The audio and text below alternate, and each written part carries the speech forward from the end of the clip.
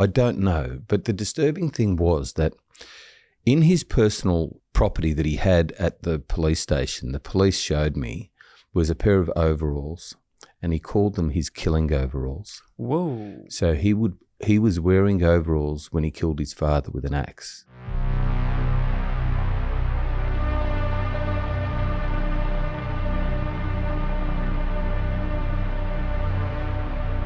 Welcome to Crime Scene Gold Coast with Guardian Criminal Law. My name's Mark Savic. I'm the principal of Guardian Criminal Law, and we'll be bringing you podcasts weekly. Variety of topics that can be very sensitive, so please be careful when you're listening, and if you need any assistance at all, we'll include a lifeline number at the bottom of the page. We really appreciate you subscribing and liking our podcast channel. You can listen to us across most social media platforms, Spotify, YouTube, TikTok, and you'll find us there. We look forward to bringing you many episodes in the future. Hi Colin, how are you? Marcus, I'm really well. Great. I've been really excited to do this podcast with you today. So we've been talking about it for a little while. Well, we've been friends for a long time too. Well, more than friends, and brothers. I think. Yes, and you've been a very kind and valuable mentor to me and continue to be. So I appreciate that. I appreciate Just a minute, that a lot. you're aging me, mate. I'm not sure about that. Give me a break here. Don't worry, I'm starting to cop it too, mate. I'm in the line too.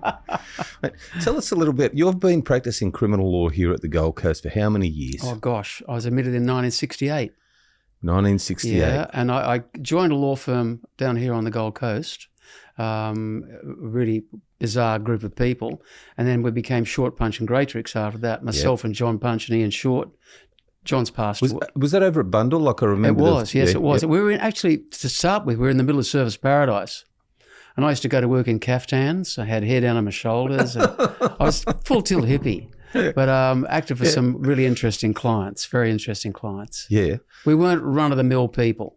Mm. John Punch and I flattered together, and John was extremely Catholic. He's got a couple of brothers who are priests, whereas I was on the other side of the fence and just out there. Okay. And practicing criminal law in Surfers. I was doing criminal law in Surfers. From the early 70s, late 60s. That's it. Very early 70s, right through. Tell us what the landscape looked like in the at that time. It was really interesting because I had a couple of clients that ran clothing stores, and they got busted smoking a bit of pot. The police went round there one day. It was a minute amount. But we went to court, and I'll never forget it, the magistrate was saying, "This is terrible, you're growing cannabis, etc." The plants were like 2 inches tall. Yeah. And he could see them as 6-foot plants. Yeah, okay. And he belted my client really, really badly. Oh, no. Oh, no. So I remember back in the 80s, and I think more so in the 70s, but I was a little bit young, that there was a reputation here in Queensland. If you came across the border in a panel van from New South Wales, watch out, you might never be going home to mum. That's true. That was always the way, And traditionally more strict with that drug sort of. Yeah, they were. Mind you, I was also doing radio work on 4GG in those days too. I was known as the 4GG lawyer. And I think I might have mentioned this to you before, but I was out to lunch one day with some clients, and this good-looking young man walked across to me and said, "Excuse me, are you the 4GG lawyer?" Because in those days, you had to have your head covered on the Gold Coast Bulletin. Just the outline of my head. Okay. But it was all camouflaged. Yeah. And I said, yes. He said, "I recognise your voice." I said, "Thanks very much." He said, "I thought you'd be about 6 foot tall and built like a brick shithouse." He said, "You're a midget." So I thought, give me a break, you know. But tell us you're going to tell me about a particularly interesting matter that you had. Yeah. Back then I acted for a guy who's passed away, so I can mention the name now, a fellow called Linus Patrick Driscoll, Jimmy Driscoll. And Jimmy started a nightclub on the Gold Coast with a guy called Bicky McAdam. And Bicky used to buy guns for the criminals in New South Wales. And Bicky had a mate who was a bookie, off-the-record bookie. But Jimmy Driscoll bought into the property and became owner of the nightclub. And he was a wonderful client. But he was a toe cutter bandit. What's that? The toe cutters, what they did was, there was a group of them in New South Wales, and they would find out which people did robberies, and they'd go around and abduct the people who committed the robberies and say, "Look, give us 50% of what you've just scored, and we'll let you go." And if they didn't, they'd strap them down and cut their toes off. And then they'd go through and dismember them because by that stage they didn't need them anymore.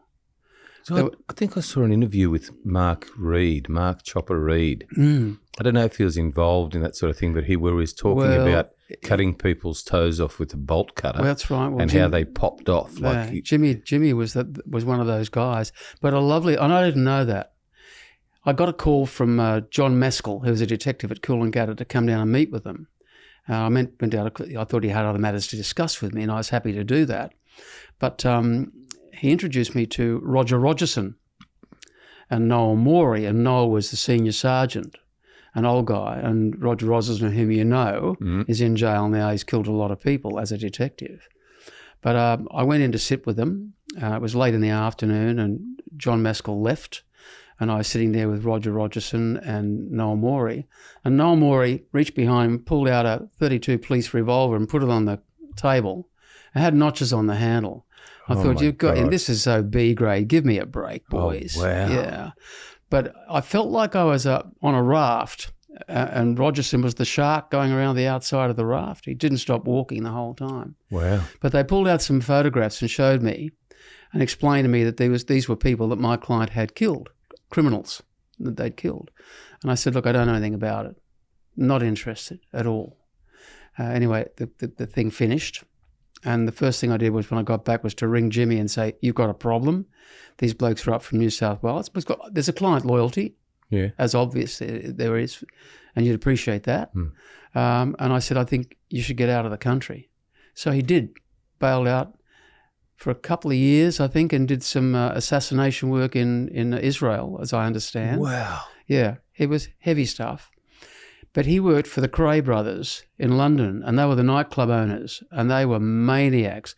They went to jail for 30-odd years for stabbing people and shooting people and things like that. They've made a major movie about the Cray brothers. Definitely. And in fact, I'm halfway through my second novel now, which will evidence exactly what we're talking about. Okay. It would be quite fascinating. But I went to a luncheon one day with Jimmy Driscoll, and not knowing who he was, but a delightful man, and he spoke with an Irish accent. Anyhow, there was a guy at the... How did he present, Cole? What did he look like, his stature? Very ordinary guy. Between you and I in stature, he's quite a solid bloke. Had mutton chop whiskers down to here, very old style. Okay. Beetle haircut, pulled back, etc. Yeah. Very presentable, but a lovely bloke. So I took him to the lunch, the Sip and Sup Club it was called, and we were at the top of the 10 having lunch. And suddenly I spotted this bloke who'd been avoiding me for weeks to avoid being served with a summons. I thought, he's here now, I've got to get him. Okay. So I rang up my clerk, Dennis Lynch, who was Mr. Queensland, built like a brick shit house. Okay, yeah. And I get over here, Dennis. So Dennis turned up, walked in, I said, there he is there. Dennis slapped him with the paper, the summons, got him, and... Anyway, we went across to the Birdwatchers bar, which was a little bar in Cavill Avenue after lunch. Yeah. So I'm having drinks. I went to get to the bar to get a drink for Jimmy and myself. And these two heavyweights approached me. And they were bloke I was only 28, and they were blokes in their late 30s, early 40s. Heavy boys. And they said, we didn't like what you did with that summons. And I said, well, get stuffed. I've got a client responsibility. I said, my clients come first. I don't know you guys. I don't want to know you. They are getting really, really unpleasant. And all of a sudden, over my shoulder, this voice comes and says, Colin, have you got a wee bit of a problem here? Can I help you?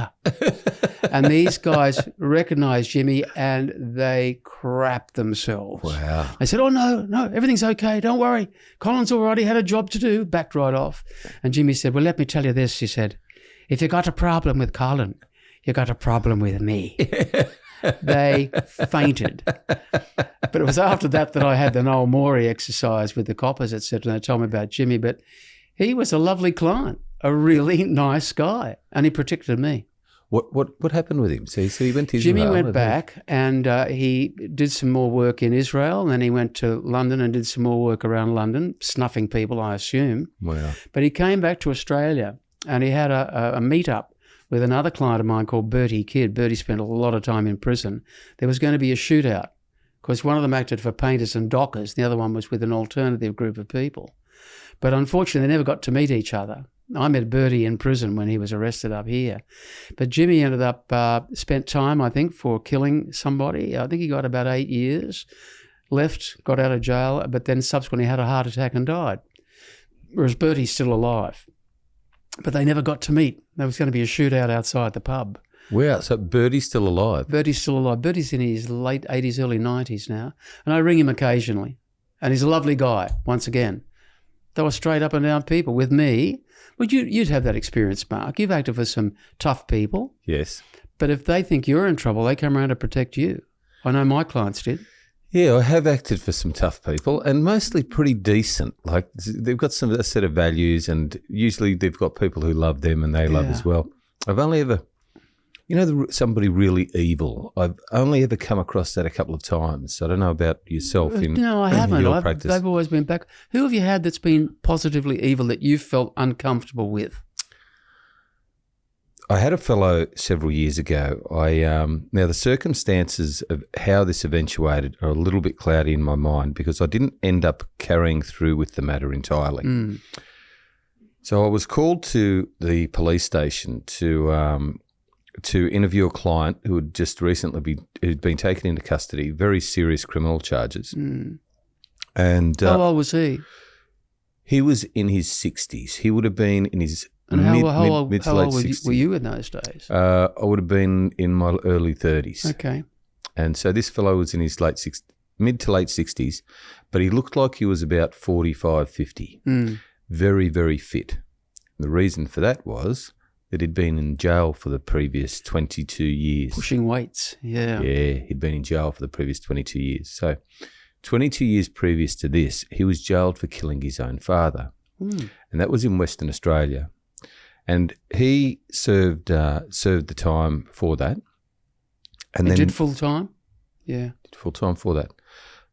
Then when he got out, he moved over to northern New South Wales where he tracked down that he had some distant family. And this distant family... Was he an Indigenous bloke or not?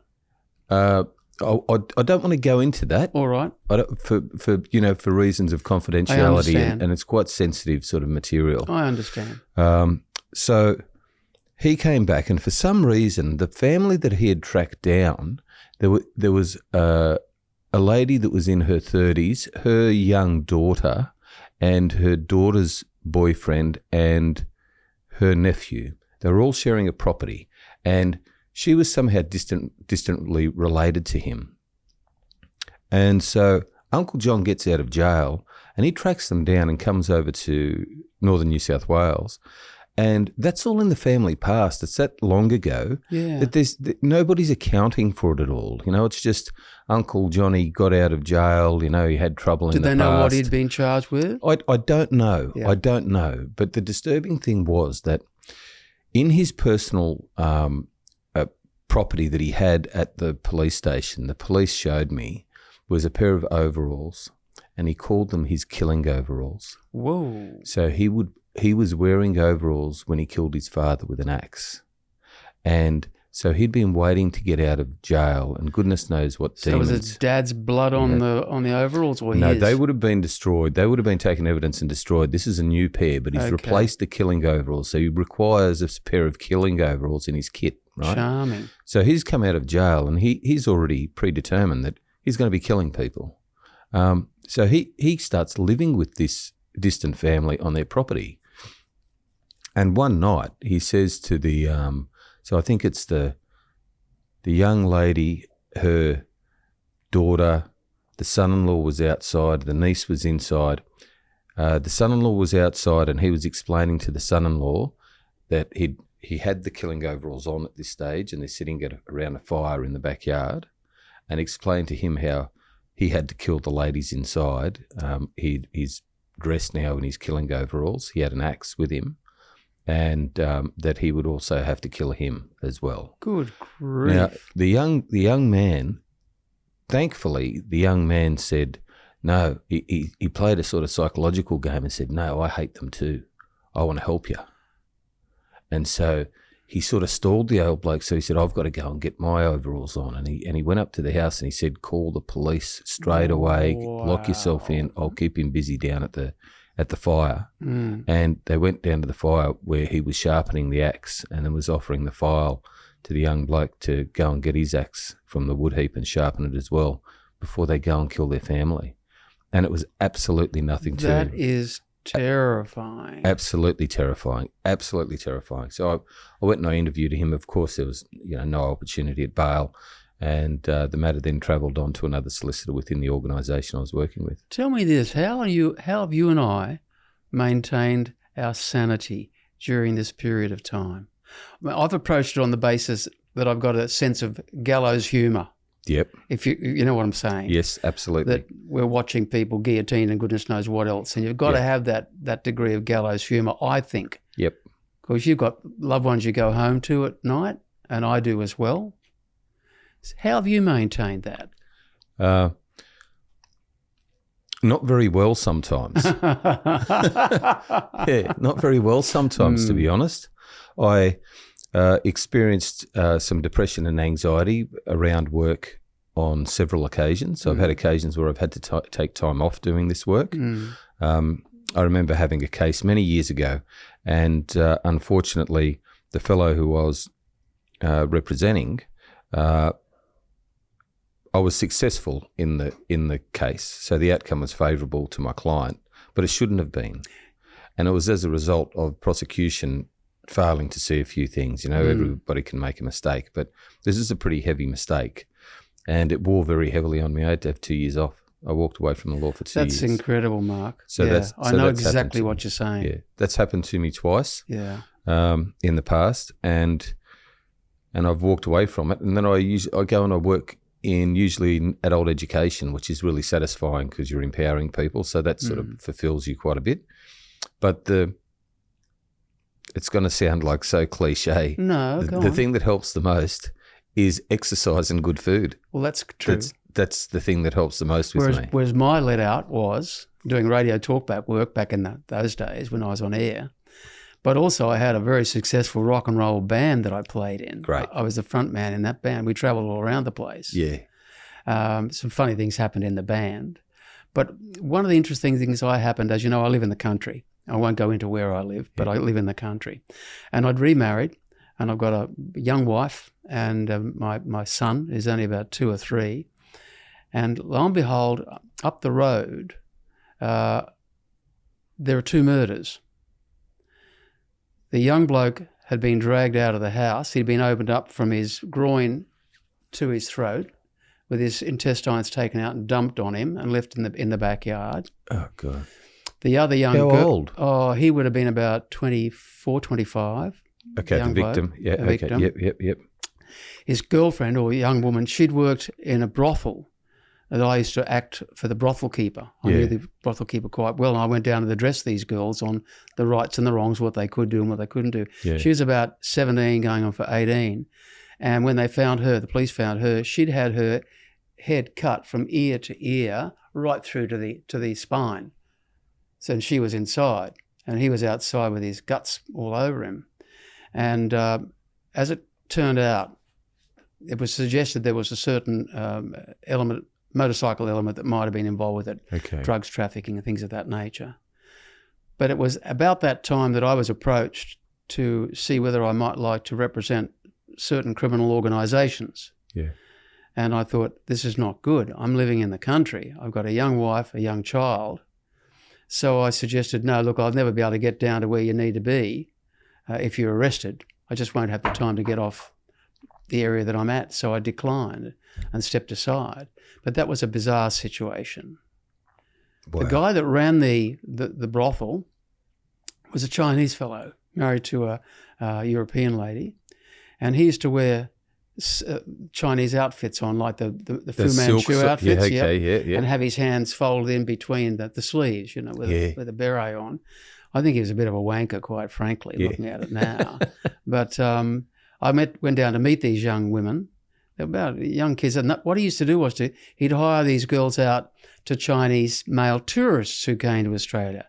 So instead of us, for example, being a European going over and having an affair with a Chinese girl, it reversed the role. Oh, yeah. The Chinese blokes coming to Australia would have a young white girl to have sex with. Right. was a bizarre situation. We've done some unusual things, haven't we, mate? Absolutely. There's a matter that I was going to talk to you about. Really interesting. It's nothing bizarre, or it's bizarre in its own certain way. Yeah. So I was introduced to a fellow through another fellow I know. He gave me a call and he says, "Look, I've got a mate. He's in a bit of trouble. He's just been arrested on suspicion of importation of drugs." And I thought, yeah, that's the sort of work I do. So I went and met with this fellow and made a release application and got him out of in New South jail. This was it? Yeah, in New South Wales. And I got him out of jail. And so our journey started from there. And he was charged with importation of drugs through aircraft movements into Australia. Okay. And this fellow presents as just a lovely family man. There's, no face tattoos or other things that we sometimes associate with that sort of criminality. But he was just a very straight-looking guy. He was the sort of guy you'd expect to run into at the library. Okay. Not at the pub playing pool or, Yeah. at any other sort of place. So very straight-laced in appearance. But what he'd been doing seemed extremely out of character because it was so fraught with danger. When you think about some of the people we represent and some of the things that they have been involved in, such as armed robbery, for example, I can't imagine what sort of fortitude it must take, or desperation, or being affected by drugs or alcohol, which we see. Was it the to thrill? actually do that. Was it the thrill? That's all it was. Yeah. And so this fellow at a very young age started displaying highly unusual behaviour that showed that his tolerance for fear is just out of this world. Now, most people have seen proximity flying. I've been a skydiver for many years, and there's proximity flying and base jumping. These are pursuits that demand extreme courage, a lot of planning, a lot of expertise, skill, experience, but a lot of courage. That it's just incredible to think that you'd be standing. Well, you're on a facing cliff. death, aren't you? Totally facing death. And these guys that are doing the proximity flying and base jumping, there's no reserve chute. Everything's got to be right. Everything's got to be right. One thing goes wrong. You want to make sure it's you wrong. pack it well, don't you? Yeah. Yeah. So this fellow started displaying some behaviours at a young age that would indicate that he had an extreme tolerance for fear. I don't know if you did when you were a kid. I did jump off the roof with a beach umbrella to see it like a parachute. Well, this guy, he'd like jump off the 5th story with a beach umbrella, and not even bat an eyelid, for example. Yeah. But he was one of the pioneers of base jumping in Australia, and he did some incredible base jumps, including jumping off the Sydney Harbour Bridge, base jumping off the Sydney Harbour Bridge. Was he prosecuted for that as a matter of interest? No, but he had done many of those illegal sorts of jumps, which he does not participate in anymore. All right. When he was very young, in his teens, out in country outback where he was living with his parents, he built himself an ultralight and flew it to school. I think he was 15. Wow. So very technically minded, mathematically minded, engineer. A little two-stroke that would skilled. pull it. Yeah. Bought some second-hand broken down like a hang glider with a motor on it. Did it all up, flew it to school, right?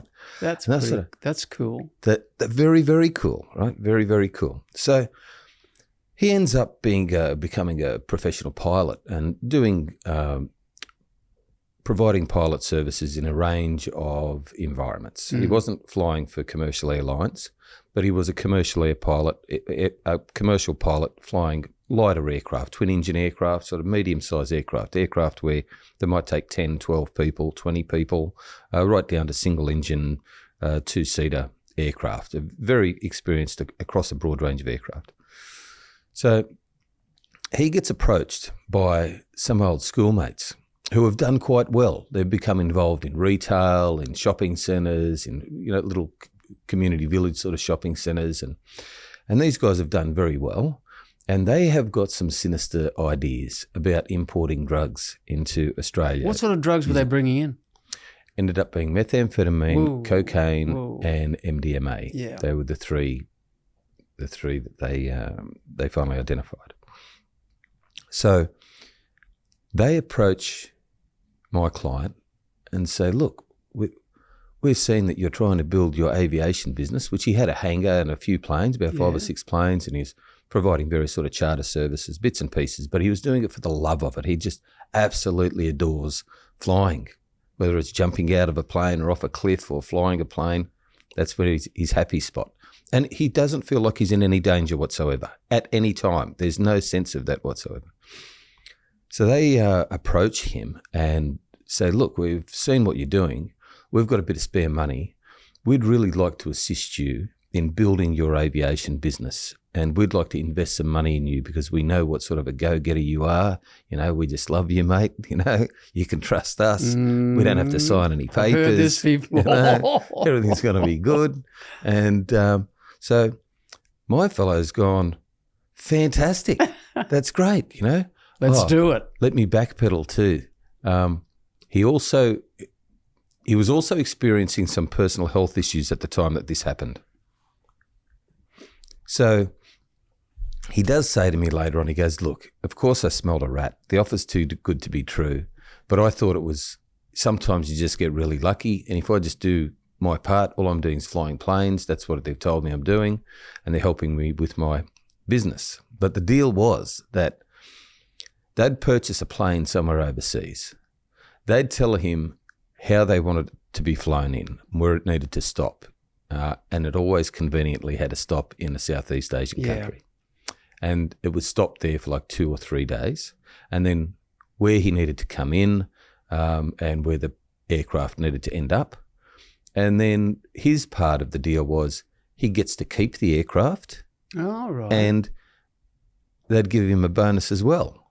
Life is good. And doing some really incredibly exciting stuff. And he's not aware of what's being packed in the plane when it lands, wherever it lands. He's not aware of what it is, but he smells a rat. Yeah. You know, everything's too good to be true, but he feels that he's distanced himself well enough away from it. And all he's interested in is the excitement of the moving of the planes. It's just incredible. So they purchased this plane in Canada. And it's a medium-sized aircraft that has the capacity to fly from North America to Australia as long as you follow a certain route.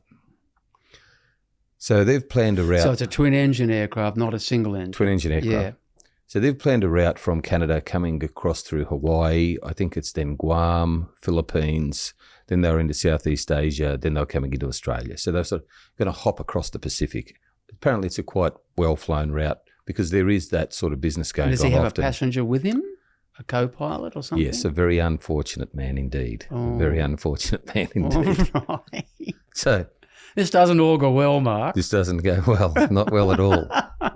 So in Canada, they go through the process, they purchase the aircraft, and now we start getting into realms of having issues with, because the aircraft had origins from the United States.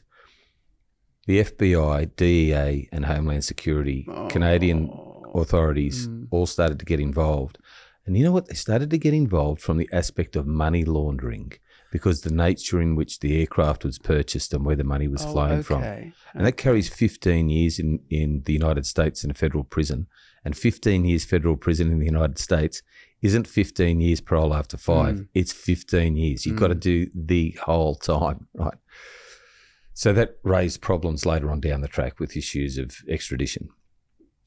So they're going to take off from Canada, and they're just about ready. And what they've done is they've turned the aircraft into a bomb.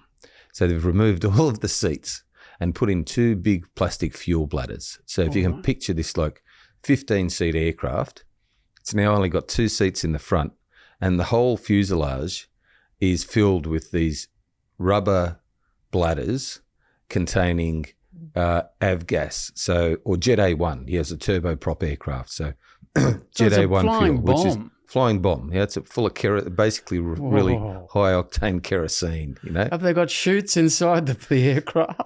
No, they won't. You can have pilots often have the slimline chutes that they wear, but they're not wearing them on in this particular setup.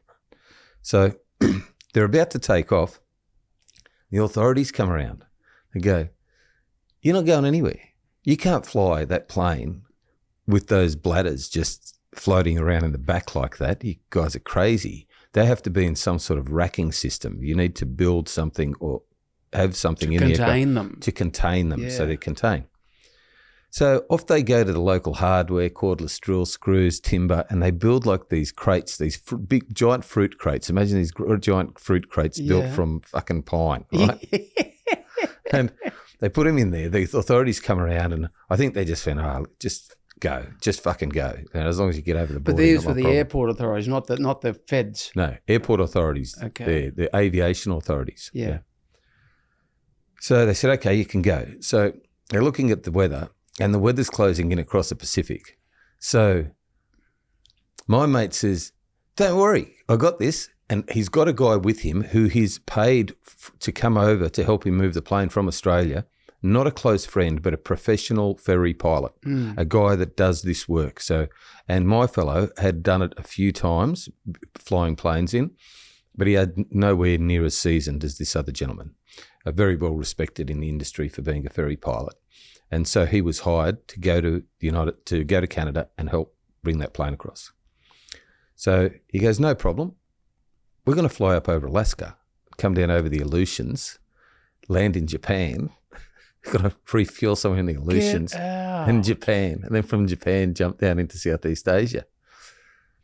So then they hit bad weather over Alaska. They reckon the turbulence was horrendous, and it was that horrendous that the crates in the back of the aircraft splintered and broke. So now you're flying along and with fuel leakage at that point? No fuel leakage, no rupture of the bladders, thankfully. Whoa. But now you got splintered timber in the back with the fuel bladders. No. When they landed in Japan, the ferry pilot left the aircraft, said he would never, ever be returning. Do not ever call him. He's not available for future engagements. So my fellow's totally undeterred. When he talks about this, you can see his eyes light up like he was having the most fun that anyone could possibly have. Yeah. So they end up flying into Southeast Asia, and because there were 3 people on board, was it? Like the 2. Only the 2. The guy that bailed out that didn't want to fly. So that left only 1 then. That's right. So your client is the only flyer. Yeah. So he calls an old mate of his from Queensland who's works on a cattle station and is pretty handy. Yes. One of those places, pretty handy. Yeah. He should be fine. Yeah. Pays for him to go fly to Tokyo. Good God. Nagoya, is it? I forget. Anyway, he's got to fly over to Japan, joins him in Japan. This guy has spent 0 hours in light aircraft. Like he's just the mate who's handy, right? He's coming over. And they travel into Southeast Asia. The plane is then left unattended for 3 days. And during those 3 days, there were things done to the plane. They then fly in to Australia, pass through customs without any problem at all, including sniffer dogs. So the setup was pretty tight. And they unloaded whatever was in the plane. They actually unloaded it. Unloaded whatever was in the plane. And then the plane travelled to a regional airport in Australia, where it sat in a hangar. And this is how it all comes undone. So this has been going on for a little while. Everybody's good. Everybody's happy. There's no issues at all. No one's got any concerns.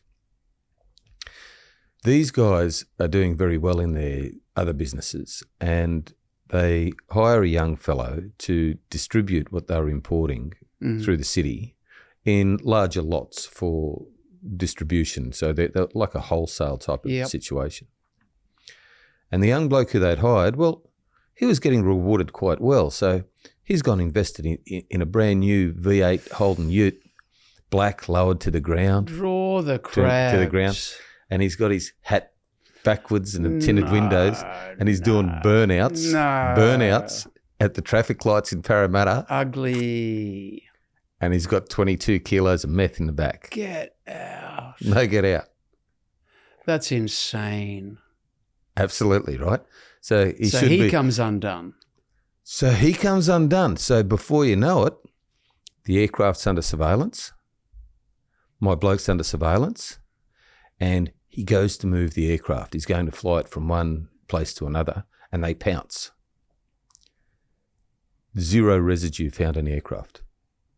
So they do those tests where they do swab tests throughout the aircraft.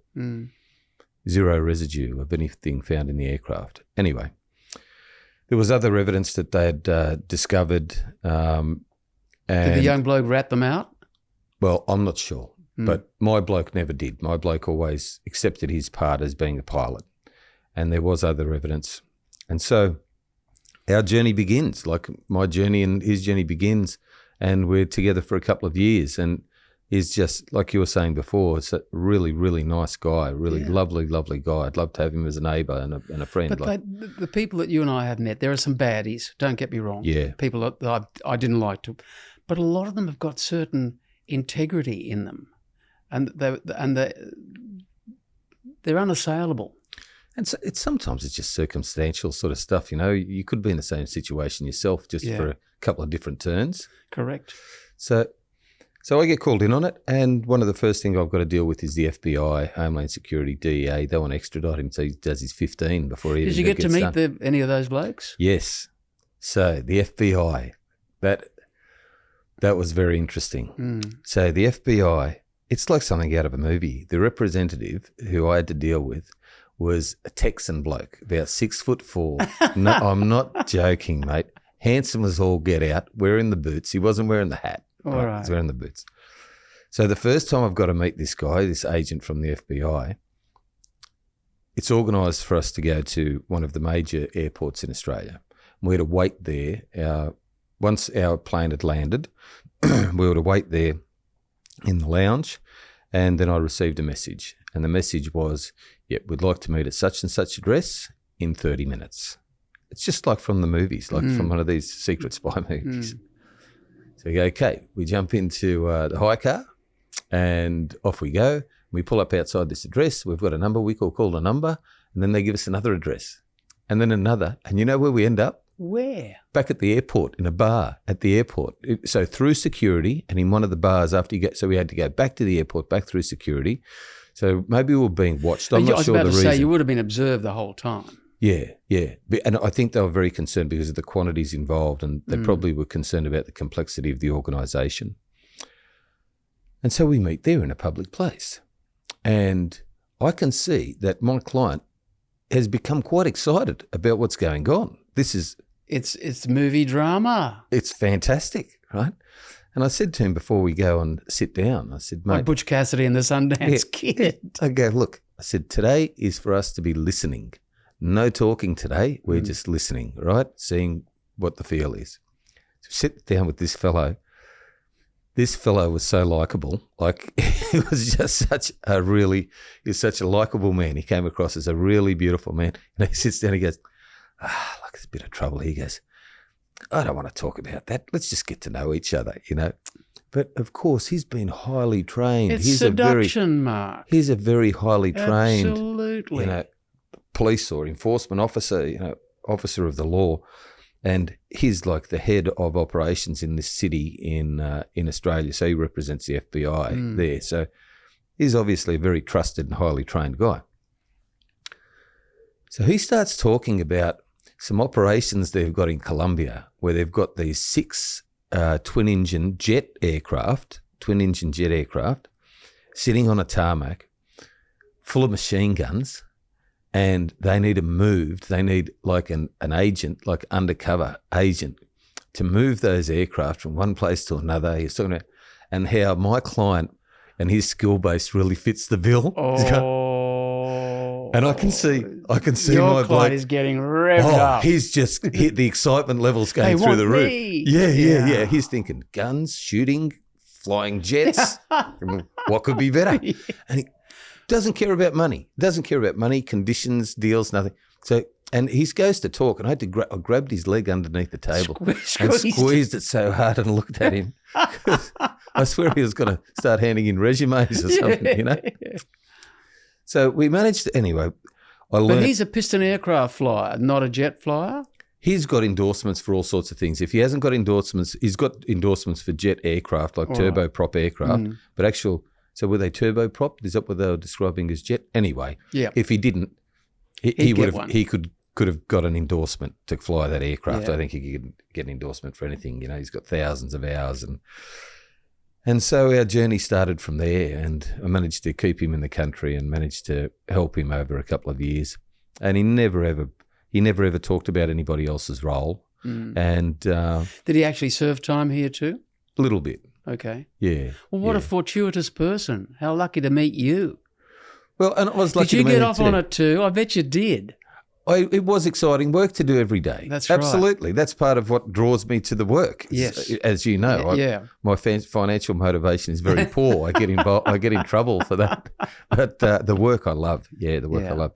So he was an incredibly interesting man. So involved in something pretty heavy, complicated, highly illegal across international boundaries.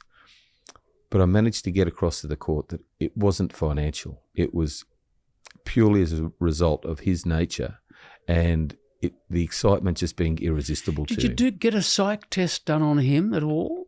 Yeah. To explain his capacity? Yes, I can't remember the words that they explained. That'd be interesting, yeah. That they used to explain. Yeah, it would be very interesting. Yeah. So that's one interesting one that I got, and definitely not an evil guy, a really, really nice man who had a very interesting experience, and I was lucky enough to share it with him. Well, that's fascinating stuff.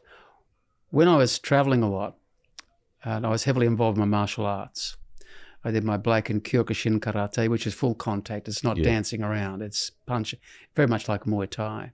And also my Blake and Kodokan judo and jiu-jitsu. And I was travelling up to Malaysia a lot.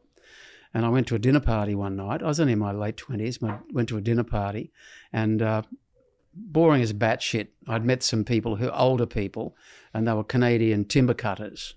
And there's a Chinese guy there, a lawyer, Christopher Lai, and he's only a short guy. He said to me, let's go and have a drink outside, which we did. Beautiful outdoor area, quiet, peaceful. And he said, do you like Bruce Lee? And I thought, you're joking. I said, Bruce Lee, love him to bits. And I told Chris about my background. So he dropped into this pose and did this amazing, they call it kata. K-A-T-A is the Japanese word for it. Pattern is the English word. Yeah. Anyway, lo and behold, he said, why don't you come and train with me? So I did over the next 6 or 8 months. I'd go back every 3 or 4 months, train, then come back to Australia. This is when it was short punch and Greatorix. I could travel in those days. Anyhow, he said, I'd like you to meet my teacher, Mr. Kwek, Sifu Kwek. I thought, this is pretty cool. So I was invited to go along. Teacher didn't want to know me. I'm a white guy. I'm Guaylo. Guaylo means white ghost. Right. I'm a white ghost. Because the Chinese, when the Europeans first came to China, they thought they were ghosts because they were light-skinned, etc. So Guaylo means white ghost. Anyway, I came back to Australia, did what I had to do, and then I get a message from Chris, can you come over again? Teacher would like to meet you again. So I went over, and I just finished my black grading. And you do 41.5-minute fights non-stop. You start off with light belts, and you finish off with blokes who are black belts who've done nothing but stretch all day and wait to beat the shit out of you when you get there. So out of 8 of us that went through, myself and another mate of mine, Lou Tracy, were the only 2 that managed to get through. Lou was about 110, 115 kilos, and I'm there 70 flat, Yeah. But anyway, I had bits of bark off me all over the place. So I went along to the teacher, and I'm getting changed in the area where you go to get changed. A rough area of town, really rough area.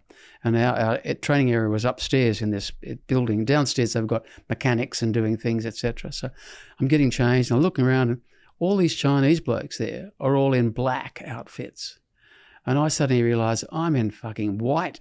Okay. I've got a karate gi on, and I've got Japanese kanji on the side.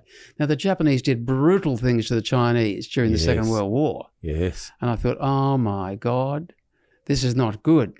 They're all Bruce Lee's. I'm Chuck Norris, and Chuck doesn't make it through the movie. So we went inside. The teacher's sitting there, and he started to speak. He spoke Hakka.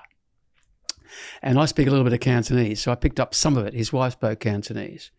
And he's saying, this is Colin. He's going to show us about karate. It's all straight line stuff. And I thought, no, it's not. Mine is roundhouse kicks, etc. So anyway, we lined up and he said, kick me. So he's dropped down. And he's only a short, nuggety guy in his 50s, probably about 80 or 90 kilos, but little fat guy. And I spun around and kicked him, and it missed him and hit him in the mouth and split his lip open. I thought, oh, shit. I mean, this is not good. So I dropped down on my knee and I said, Sifu Ngohap, Taipan Chong, meaning I'm an elephant. Now, I'd learned that from travelling along the borders up in Southeast Asia. You know, I went up with the World Health Organization as a surgeon, which I wasn't. But that's another story. Anyway, he looked at me and then laughed, and he did it to save face. He said, fight! So suddenly, for the next hour and a half, I'm fighting for my life. With blokes coming from all angles, but a lot of them didn't know about takedowns. So I just hit them pretty hard around the gut or the thigh shot, drop them on the ground, choke them. That was the only way I was going to survive. Okay. And when it was finished, it was all over. The Sifu left the area, and I getting changed, and Chris walked up and said, that didn't go well, did it? And I said, no, I'm really sorry. Then I get a call the next morning from Chris, and he said, a teacher would like to meet you. So I went to teachers, and we sat down. He passed me this little package, and he said, open it. I opened it up, and it was a black outfit, like the boys wearing, right? And I was in. But then a couple of months later, I'd been travelling backwards and forwards, and I was loving it because I was the only European in the whole club. And Chris said, how do you feel about being part of a triad, Colin? And I said, what do you mean a triad? He said, come on. He said, these boys are heavyweights. They bring down opium from Thailand into Malaysia and then refine it. And he said, they might have to ask you for a favour once in a while. Oh, right. And that's when I realised it was not what I wanted to do. But I used to wonder, whenever I came back from Malaysia, I would get quizzed at the airport. Everything, all my luggage would be gone through again and again and again. And it was only later that I found out through the federal police that I was under observation, that they were wondering what I was bringing into the country. But that's another story. That forms part of my next novel. Okay. But watch this space. Mate, why is it? Look, I've been involved with some drug importation matters, and so much of it's coming in through Southeast Asia. Yeah. And some of those countries have got laws where you can be shot for having relatively small amounts of drugs. I believe Thailand's now legalised cannabis. It has for cannabis. But Singapore, Malaysia, the tiniest amount of cannabis even, and you wind up, Chambers and Barlow, do you remember those guys? Yes, absolutely. They were shot on the beach. They were executed. Yeah. Simple. Yeah. But where I went to train, it was the Pudu prison, and outside there's a big sign saying up, Dada is death, Dada is ganja, whatever. And if you were called with small amounts, you'd get snuffed, irrespective of whether you're white, black or brown. They didn't care. Wow. It was scary stuff. And still to this day, a lot of drugs are coming out of that part of the world. Very much so. Even Malaysia. Yeah. The Golden Triangle was up there, don't forget, too, and that involved several countries. But the teachers, they were bringing opium or heroin in as well, but opium too, across the border into Malaysia. I don't know how they're bringing it. I never wanted to know. But as soon as I found out that was the situation, I thought, nah. I'm not going back. I didn't go back at all. I had one matter where the security at the airport were actually doing the packaging. So the containers in which the contraband needed to be packaged into, secreted, were left with security at the airport. Wow. And then when they'd returned to fly out a couple of days later, it had been taken care of. So it had been secreted into the aircraft or into baggage or wherever it needed to go. So there was a direct link between the security at the airport that they were using and the operation. Well, you and I have acted for people with no names mentioned, etc. One we recently completed, and there were copious amounts of cocaine coming into the country from, I think, probably South America, but also massive amounts coming in. And we went through the heroin scene too. I lost a couple of friends to heroin, mates of mine that were in bands, rock and roll bands, etc. But everyone at that age, we're all bulletproof. You're never going to die. It doesn't happen. Someone else dies. But I lost to a couple of my younger mates that overdosed on heroin, and it's something I've never tolerated at all. Never. Just don't want to know about it. Heroin? Heroin. Mm-mm. Because you've had a certain experience. Yeah. I have come to the mind of supporting the legalisation of drugs across the board. I agree with you now.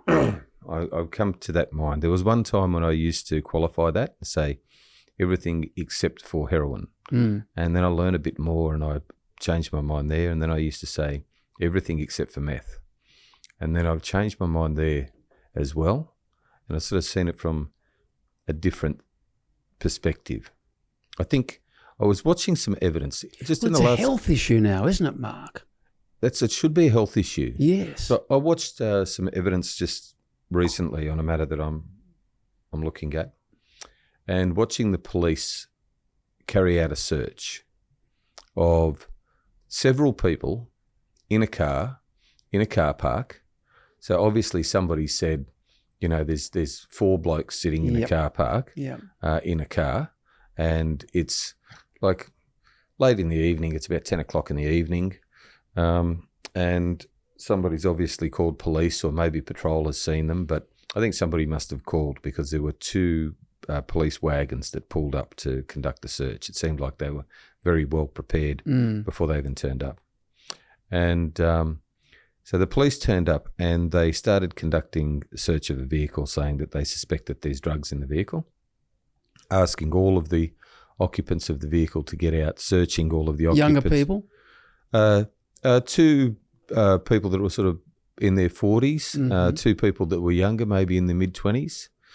And they were searching them quite intimately. Each person was searched. Each person was asked for ID. There was other intimate... There weren't cavity searches carried out, were there? No, they were just pat-down searches. Okay. But quite thorough pat-down searches. They did find some drugs in the vehicle, but they could only be deemed as being for personal use. So there was some meth, there was some coke, there was some MDMA. But limited amounts. Very limited amounts, and so it wasn't in one box, for example. Okay. Each person had a little bit of something on them, and they said they were going out that night. They're going out that night. And they wanted the party. And they've got some drugs for recreational use.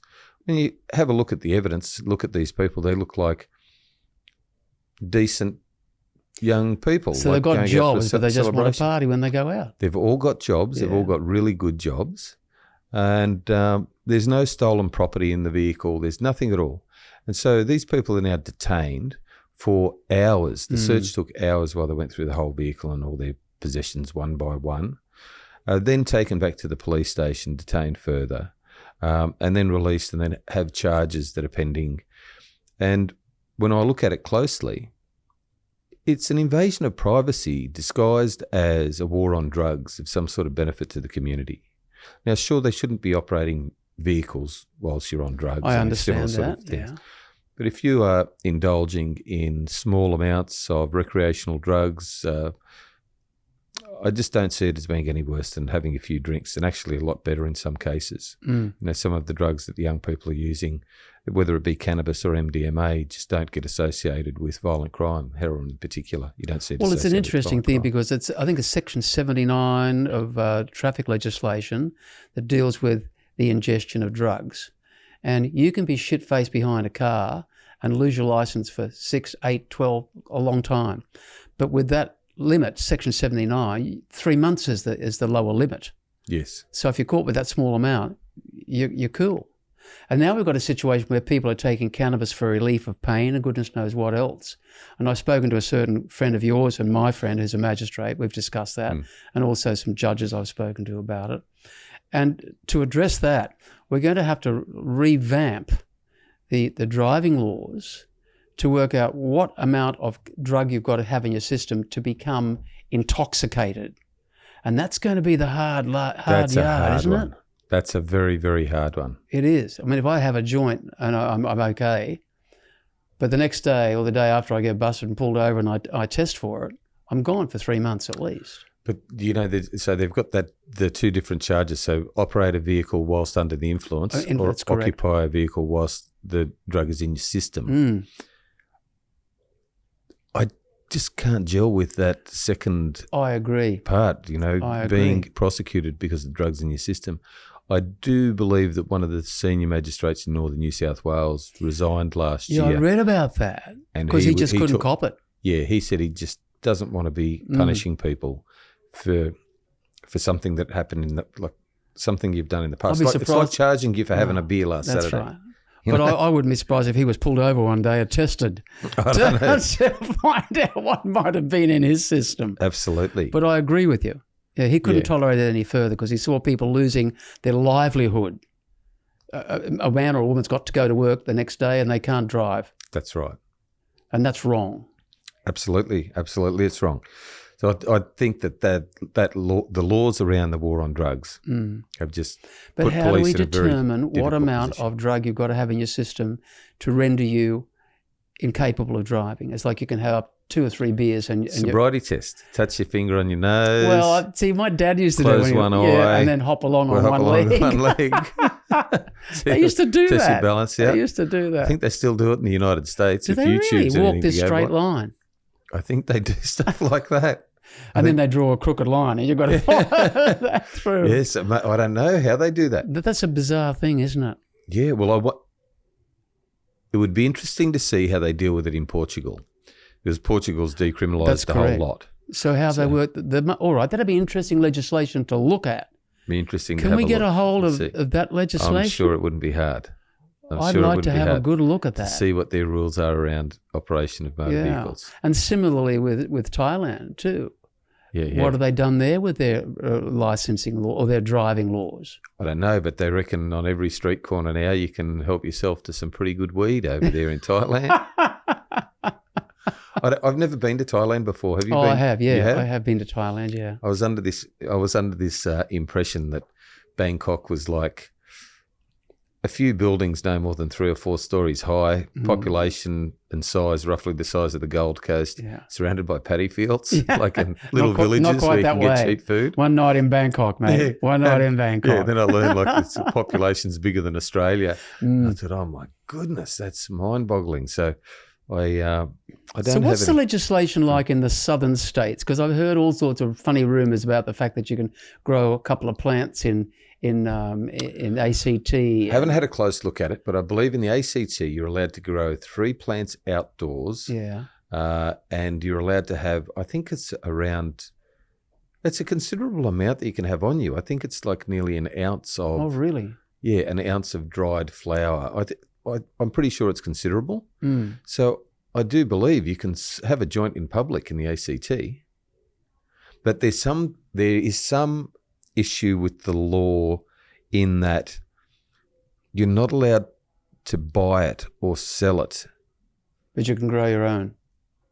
Yeah, you can grow your own. Yeah, I'd like to have a look and at South that. Australia's have relaxed a lot too. Yes.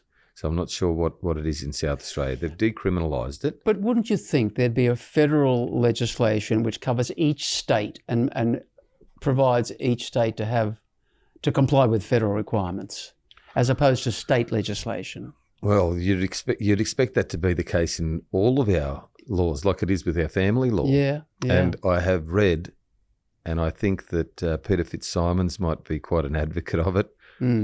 And this is something that you get shot down for if ever you dare attempt it or suggest it.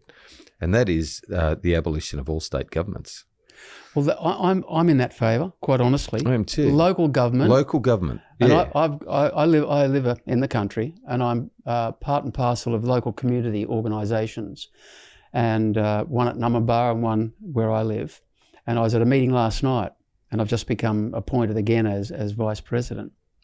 And the difficulties that farmers are having now with state government imposing state legislation by way of government impost on the values of their properties, it's making it really hard for farmers to make a living out of what they do, where you've got to pay government tax on the properties. So I believe that we should have a federal government, and local governments to help local issues. You don't need the middleman. You don't. That's what I totally agree with you. So it's some uniformity of laws. Absolutely. However, hindsight's of a great benefit, but the laws are the way they are because of the development of them and the development of our state's institutions. Well, Federation brought that around, didn't it? Yeah. So it's a process that's occurred over a couple of 100 years. It's not like we just came up with it.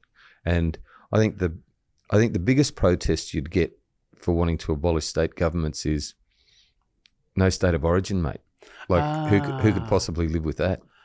Well, you can still have a demarcation. You can still have a demarcation. I hadn't thought about that. Yeah. The issues that we're thinking about are quite serious issues that make a lot of sense. Yeah. But I think that the real issues that would prevent it from getting over the line wouldn't be as important issues. How dare I say that? I'm going to get hate mail for talking about state of origin not being a real issue. I agree, but I totally support you because you work out the numbers of public servants that work within the confines of state governments, and similarly with the federal government, and then with local government. That would mean a lot of people unemployed. Absolutely. But that's happened in professions all over the world. It has. Imagine how many people were put out of a job when they invented the wheel. I hadn't. Yeah, there's probably people running around saying, "Get rid of that evil thing. It's going to pull all of us draggers out of a job. Who's going to lay down the rollers and drag the stones? There's going to be hundreds of us out of work." What a shit idea. So it's just something that recurs over and over again in history, I think. Yeah, it does. So tell me, any other interesting cases? Give us another one. I'm going to switch to, if I can, to mention the novels that I'm doing. I wanted you to talk about that. You've got a few things going on. So before we finish up today, perfect timing. All right, wonderful. Let us know what you've got going on. Okay, You and I've had a bit of a read. You have, and you've been kind enough, and you've indicated to me you'd like to back the movie. Absolutely, that's what we're doing now. Well, I've got a novel out which is going for publication called The Singing, and The Singing involves ritual murder by Indigenous people, and the association of white people who think they're black and black people who think they're white, etc. I believe it's a very, very good novel. You've had a read of it. Yeah, I like it. But I'm also on my second novel, which is going to incorporate Jimmy Driscoll and some of the boys that I spoke to you about before, with murder, and also with me being groomed to bring in heroin or opium from Southeast Asia. So I've woven that into a book as well. That's fantastic. So that's the. Who's publishing the Singing? The first novel, I'm going to a company called Spineless Miracles, I think it's called, and it's run by. Sorry, I beg your pardon. I've got a couple of dear friends in the Indigenous side of fields, and one is Professor Marcus Waters, and I've known Marcus for many, many years. He's a Gamilaroi man at Griffith University, and Marcus has been kind of. Marcus read this and went nuts over it. This is going back years and years and years. We've been friends for 20 years, I suppose. So he's put me onto this other crowd that I'm going to go and present the book to.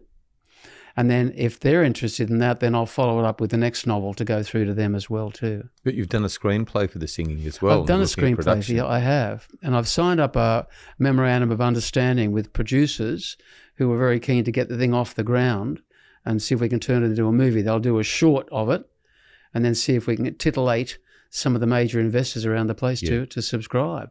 Okay. All very exciting. And on top of that, I'm still playing music, yeah. Absolutely. How often are you playing music? You're playing live? No, I'm not playing live these days, but I'm recording. Okay. And I've got a couple of things up my sleeve. I wrote a song way back called Line Dance, and it's a parody, but I'm keen on getting a hold of someone who can dress up like a line dancer and take the song out. And I'd like someone else to sing it, not necessarily me.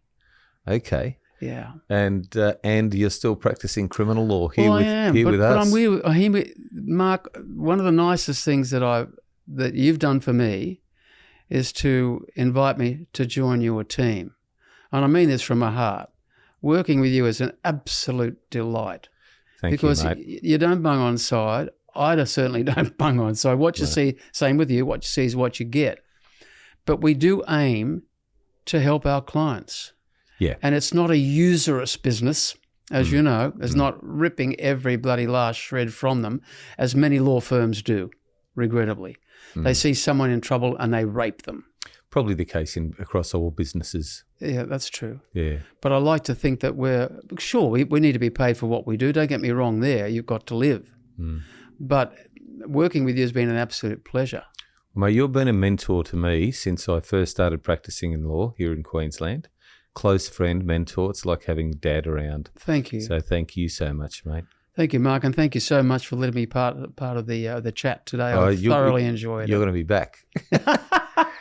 Thanks, Colin. Thank you. Pleasure, mate. Thanks, Mark. Thank you.